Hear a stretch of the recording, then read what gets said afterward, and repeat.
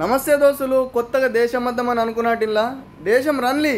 కానీ ఇంటికాడ మీరు దేశం వచ్చిందాకా కుదరది అనే పరిస్థితులలోనే ఉంటేనే మీరు దేశం అక్కడ చూడండి. దేశం రన్లీ. ఆలీలు మాటలు చెప్పినవి కూడా విని రాకుండి. ఇదొకటి. ఆలీలు చెప్పిన మాటలు విని వచ్చిందనుకో దోల దోల తీరిపోతుంది ఇడ. అది మాత్రం పక్క. అంటే నేనిచ్చే సజెషన్ ఏమనంటే, మీ ఊరోళ్ళు కానీ మీ చుట్టాలే కానీ ఎవరన్నా కానీ మీకు తెలిసిన వాళ్ళు మంచిగా అంటే మీ నమ్మకస్తులు వాళ్ళు ఉంటే వాళ్ళకి అడిగిరండి. నేను ఈ కంపెనీలకు వస్తున్నా, మరి కంపెనీ ఎట్లాంటిది, రావాలన్నా వద్దా అని అన్ని రకాలుగా తెలుసుకొని మరి రండి. లేదు ఏదైతే ఏంది నేను వచ్చి దేశం చూసి పోతా అని వచ్చినాం అనుకో దోల తీరిపోతుంది.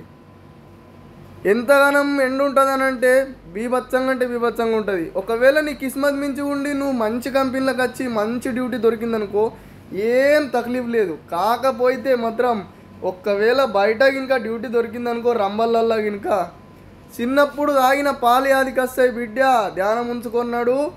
పక్కా అంటే పక్కా ఇది ఒరిజినల్ మాట. ఒరిజినల్ అంటే ఒరిజినల్ మాట. మీ వాళ్ళు ఎవరైనా ఉంటే అడిగి మరి తెలుసుకొని మరి రా. అంతే తప్పితే ఉట్టిగా నేను దేశం చూసిపోతా అని అంటే వస్తే మాత్రం దోలు తీరిపోతుంది.